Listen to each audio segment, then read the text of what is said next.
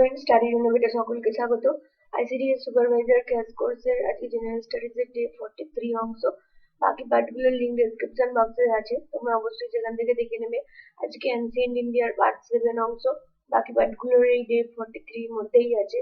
আজকে মহাজন পদ নিয়ে আলোচনা করব, মহাজন পদের বিভিন্ন প্রশ্ন উত্তর, তার সাথে সাথে ডিটেলসে আলোচনা করব। তাই ভিডিওটি প্রথম থেকে শেষ অবধি মন দিয়ে শুনবে। কোশ্চেন নাম্বার 163 দেখো, যে কোন মহাজন পদে গৌতম বুদ্ধ মারা গিয়েছিলেন। তো গৌতম বুদ্ধ মারা গিয়েছিলেন কুশিনগরে, সবাই জানো। কিন্তু কোশ্চেনটা যদি ঘুরিয়ে দেয় যে সেটা কোন মহাজন পদের আন্ডারে পড়ছে, তখন কি অ্যান্সারটা হবে?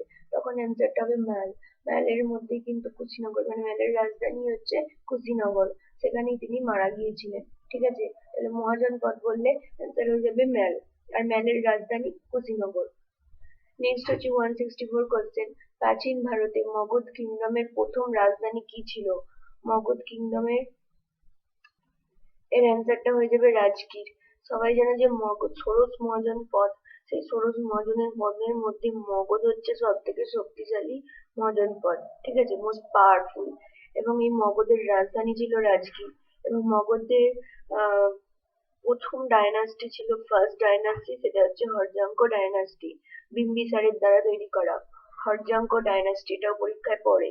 ঠিক আছে, নেক্সট হচ্ছে 165 কোশ্চেন, 16th সেঞ্চুরি বিসিতে মগধের প্রথম রাজা কে ছিলেন? এই যে তার অ্যান্সারটা হয়ে যাবে বিম্বিসার। আচ্ছা, 16th সেঞ্চুরি বিসিটা কিন্তু ভুল আছে, সালটি হবে 544 থেকে 492 বিসি। এর মধ্যে বিম্বিসার মগধের রাজা ছিলেন, এবং বিম্বিসার হচ্ছে হর্যাঙ্ক বংশের রাজা, আর যেটি হচ্ছে মগধের প্রথম ডায়নাস্টি, প্রথম কি মানে রাজত্ব যেটা, সেটা হচ্ছে মগধের হর্যাঙ্ক ডায়নাস্টি, আর তার রাজা ছিলেন বিম্বিসার, এবং তিনি কিন্তু বুদ্ধ এবং মহাবীরের সমসাময়িক ছিলেন। ঠিক আছে, এইগুলো কিন্তু এতগুলো প্রশ্ন আছে। 166 কোশ্চেন দেখো, যে ভারতে আক্রমণকারী প্রথম বিদেশি কে? ভারতে আক্রমণকারী প্রথম বিদেশি কিন্তু অনেকে ভুল করে আলেকজান্ডার করে, আলেকজান্ডার নয়। ভারতে প্রথম আক্রমণকারী বিদেশি হচ্ছে দারাইস ওয়ান, ঠিক আছে, বা দারিয়াস ওয়ান, DARIUS, দারিয়াস ওয়ান। তিনি হচ্ছেন ইরানের রাজা ছিলেন, এবং তিনি ফার্সি আছামেনিদ রাজা, মানে এটা তার অংশ। ঠিক আছে, দ্য আছামেনিয়ান রুলার অফ ইরান। তিনি কি করেছিলেন? তিনি হচ্ছে প্রথম ভারতে আক্রমণ করেছিলেন, যেটি ওই নর্থ ওয়েস্টার্ন ইন্ডিয়া এবং পাঞ্জাবের অংশটা জুড়ে, মানে পাঞ্জাবের অংশের জায়গাটায় তিনি আক্রমণ করেছিলেন। ঠিক আছে, এটা মনে রাখবে। নেক্সট হচ্ছে 167 কোশ্চেন, কোন শাসক দ্বারা পাটলিপুত্র প্রথমবার রাজধানী হিসাবে নির্বাচিত হন? দেখো, প্রথমে তো রাজগৃহ হচ্ছে তোমার ক্যাপিটাল ছিল, হর্যাঙ্ক বংশের প্রথম ক্যাপিটাল। এবার পাটলিপুত্র প্রথমবার রাজধানী হিসাবে নির্বাচিত হন উদয়ন দ্বারা। এই উদয়নও কিন্তু হর্যাঙ্ক বংশেরই। ঠিক আছে, বিম্বিসারের ছেলে অজাতশত্রু, অজাতশত্রুর পর হচ্ছে উদয়ন। এবার এই অজাতশত্রু যখন রাজা হন, তখন কিন্তু বিম্বিসারকে হত্যা করে রাজা হন। তাহলে এই প্রশ্নটাও কিন্তু অনেকে আসে, যে কোন মহাজন পদের কোন রাজা হচ্ছে তার বাবাকে মেরে রাজা হন, সেটার অ্যান্সার হবে অজাতশত্রু। ঠিক আছে, অজাতশত্রুর উপাধি হচ্ছে কুনিক, আর বিম্বিসারের উপাধি হচ্ছে শ্রেণিক। আর এখানে উদয়ন হচ্ছে অজাতশত্রুর ছেলে, এবং তিনি হচ্ছেন ক্যাপিটালকে পাটলিপুত্রে স্থানান্তরিত করেন। ঠিক আছে, এই পাটলিপুত্রটা হচ্ছে গঙ্গা এবং সোন নদীর কনফ্লুয়েন্সে অবস্থিত, তার জন্য পাটলিপুত্রকে বলা হয় জল দুর্গা। আর এটা গঙ্গা, গন্ডক এবং সোন তিনটে নদীর কনফ্লুয়েন্সে অবস্থিত। শুধুমাত্র গঙ্গা সোন বললেও হবে না, গঙ্গা, গন্ডক এবং সোন, এই তিনটে নদীর কনফ্লুয়েন্সে পাটলিপুত্র অবস্থিত। সুতরাং প্রশ্ন যদি ঘুরিয়ে আসে যে গঙ্গা, গন্ডক এবং সোন নদীর কনফ্লুয়েন্সে কোন শহর অবস্থিত, তাহলে অ্যান্সারটা হয়ে যাবে পাটলিপুত্র। তার জন্য এটাকে জল দুর্গা বলা হয়। কোশ্চেন নাম্বার 168 দেখো, যে পাটলিপুত্র থেকে বৈশালীতে তার রাজধানী কে স্থানান্তরিত করেন? তারপরেই হচ্ছে শিশুনাগ করেন। শিশুনাগ হচ্ছে শিশুনাগ ডাইনাস্টিরই বংশ, রাজা ছিলেন। হর্যাঙ্ক বংশের পরেই হচ্ছে এই বংশটা, শিশুনাগ বংশ। এবং এই শিশুনাগ কে ছিলেন? অ্যাকচুয়ালি শিশুনাগ হচ্ছে হর্যাঙ্ক ডাইনাস্টির মিনিস্টার ছিলেন। ঠিক আছে। বাট পরবর্তীকালে এই তিনি হচ্ছেন সিজুনাক ডাইনাস্টির রাজা হন, মানে প্রতিষ্ঠা করেন। এবং বলে রাখি যে এই সিজুনাগের ছেলে কিন্তু কালাশোক, যে কালাশোক হচ্ছে তোমার সেকেন্ড বুদ্ধিস্ট কাউন্সিল যার আমলে হয়েছিল। ঠিক আছে, কালাশোক তাহলে সিজুনাগের ছেলে। আর সিজুনাগ কিন্তু অবন্তী রাজা, অবন্তী যে রাজ্যটা, অবন্তী যে কিংডম মহাজনপদ, সেটা হচ্ছে অ্যাকচুয়ালি অবন্তী কিংডম নয়, অবন্তী মহাজনপদ, সেটাকে কিন্তু তিনি ধ্বংস করেন। নেক্সট হচ্ছে 169 কোশ্চেন, কোন যুদ্ধে আলেকজান্ডার রাজা পুরুকে পরাজিত করেছিলেন? আলেকজান্ডার রাজা পুরুকে পরাজিত করেছিলেন সেটা সকলেই জানো, যে হিরাসপিসের যুদ্ধ, হিরাসপিস, ব্যাটেল অফ হিরাসপিস। সেটি কোন নদীর তীরে অবস্থিত? ঝিলাম নদীর তীরে হয়েছিল এবং আলেকজান্ডার এবং পুরুর মধ্যে অফকোর্স হয়েছিল। ঠিক আছে,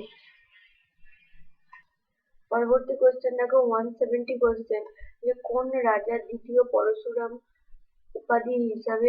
উপাধি দেওয়া হয়? কোন রাজাকে দ্বিতীয় পরশুরাম উপাধি দেওয়া হয়? তো দ্বিতীয় পরশুরাম বলা হয়, এটা হচ্ছে পুরাণে কিন্তু বলা আছে, হ্যাঁ পুরাণে তাকে দ্বিতীয় পরশুরাম বলা হয়। সেটার অ্যান্সার হচ্ছে মহাপদ্মনন্দ। মহাপদ্মনন্দ হচ্ছে নন্দ বংশের রাজা। সিসুনাক ডাইনাস্টি যে আছে তারপরেই হচ্ছে নন্দ বংশ আছে। আর এই মহাপদ্মনন্দ হচ্ছে ওই নন্দ বংশের মহান রাজা। ঠিক আছে, মনে রাখবে, যাকে দ্বিতীয় পরশুরাম বলা হয়, এটি কিন্তু পুরাণে উল্লেখ আছে। এবং এই নন্দ বংশেরই রাজা ধননন্দ, এটা শেষ রাজা ধননন্দ, সেই ধননন্দর আমলেই কিন্তু আলেকজান্ডার আক্রমণ করেছিল ভারতে। এটাও কিন্তু অনেক সময় পরে, যে আলেকজান্ডার কোন সময় ভারতে আক্রমণ করেছিল, তখন আর কি মগধের শাসক কে ছিল, তখন কিন্তু চন্দ্রগুপ্ত মৌর্য কোনোভাবেই অ্যান্সার হবে না, কারণ এরপরেই ধনানন্দকে পরাজিত করে চন্দ্রগুপ্ত মৌর্য এসেছিল। অ্যান্সারটা কখনোই চন্দ্রগুপ্ত মৌর্য হবে না, অ্যান্সারটা হবে কিন্তু ধননন্দ। নন্দ বংশ তখন রাজত্ব করছিল এবং তার রাজা ছিল ধননন্দ। ঠিক আছে, নেক্সট হচ্ছে 170 কোশ্চেন, আলেকজান্ডার কোন নদীর তীরে রাজা পুরুকে পরাজিত করেছিলেন? অলরেডি আলোচনা করে দিয়েছি, ঝিলাম নদীর তীরে। নেক্সট হচ্ছে 172, রাজা আলেকজান্ডার কোথায় মারা গিয়েছিলেন? রাজা আলেকজান্ডার কিন্তু মারা গিয়েছিলেন ব্যাবিলনে। হ্যাঁ, আর তার সাল হচ্ছে 323 বিসি। তিনি ফেরত চলে গিয়েছিলেন, অসুস্থ হয়ে গিয়েছিলেন এবং তারপরেই ব্যাবিলনেই কিন্তু তিনি মারা গিয়েছিলেন। এটা কিন্তু মাথায় রাখবে, তিনি কিন্তু ইন্ডিয়াতে মারা যাননি। নেক্সট হচ্ছে 173 কোশ্চেন, নন্দ রাজবংশের প্রতিষ্ঠাতা কে ছিলেন? নন্দ রাজবংশের প্রতিষ্ঠাতা হচ্ছে মহাপদ্ম নন্দ। এটা সিজুনাক ডাইনাস্টির পরেই হচ্ছে নন্দ রাজবংশ। নেক্সট হচ্ছে 174 কোশ্চেন, সমস্ত মহাজনপদের মধ্যে সর্বাধিক শক্তিশালী শহর যেটা হচ্ছে মগধ। শহর হবে না, সবচেয়ে শক্তিশালী মহাজনপদ হচ্ছে মগধ, এটা অলরেডি আলোচনা করে দিয়েছি। 175 কোশ্চেন, যমুনার তীরে কোন মহাজনপদ অবস্থিত? যমুনা নদীর তীরে বাদশা মহাজনপদ অবস্থিত। ঠিক আছে, প্রাচীন শহর, নেক্সট কোশ্চেন দেখো, প্রাচীন শহর তক্ষশিলা কোন দুটি নদীর তীরে অবস্থিত? তক্ষশিলা হচ্ছে সিন্ধু এবং ঝিলাম নদীর তীরে অবস্থিত। তবে এই ধরনের ছোটখাটো কোশ্চেন এখন কিন্তু পরীক্ষায় প্রচুর আছে, তাই এগুলো কিন্তু ভালো করে জানতে হবে, ভালো করে করতে হবে। তক্ষশিলা শহরটা কোন নদীর তীরে অবস্থিত? অ্যান্সার হয়ে গেল সিন্ধু ঝিলাম। দেখো আগের কোশ্চেনটা যমুনার তীরে কোন নদী অবস্থিত, কোন মহাজনপদ অবস্থিত? অ্যান্সার হয়ে গেল বাদশা। নেক্সট হচ্ছে 177, কোন মহাজনপদ গোদাবরী নদীর তীরে অবস্থিত? এটা হচ্ছে আসাকা বা অসমক, এর একই নাম আসাকা বা অসমক। এটি হচ্ছে একমাত্র দক্ষিণ ভারতের মহাজনপদ।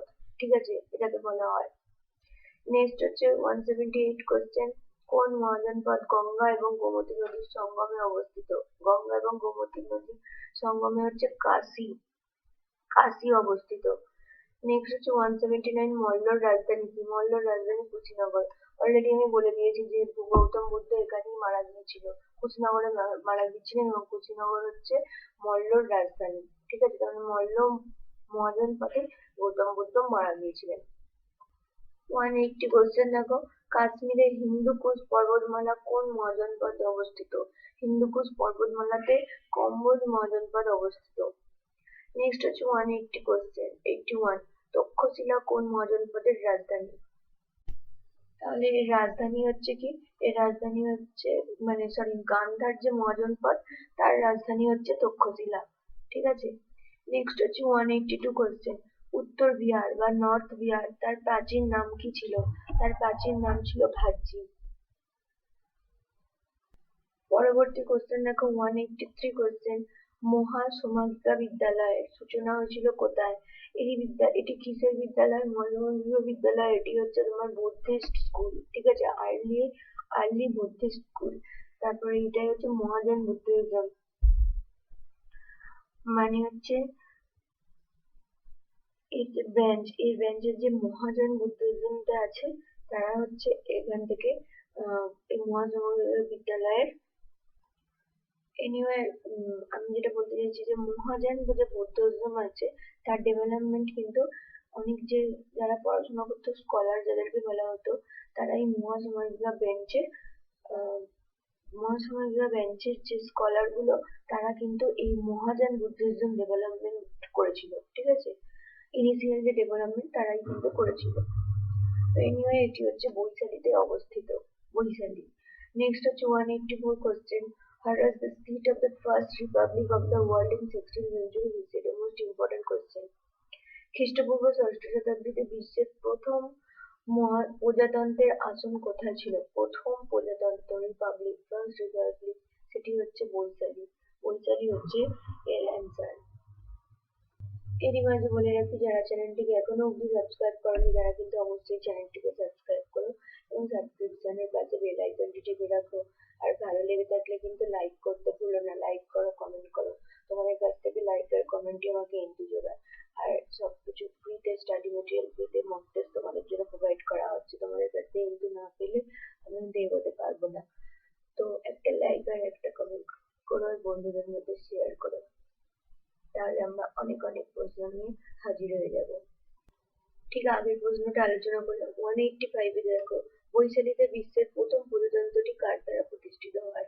ঠিক আগের প্রশ্নটাতে আলোচনা করলাম যে প্রথম প্রজাতন্ত্র কোথায় অবস্থিত হয়েছিল, সেটা হচ্ছে বৈশালী। আর এটি হচ্ছে কে প্রতিষ্ঠা করেন বা কার দ্বারা প্রতিষ্ঠিত হয়, সেটি হচ্ছে লিচ্ছবি। ঠিক আছে, লিচ্ছবি।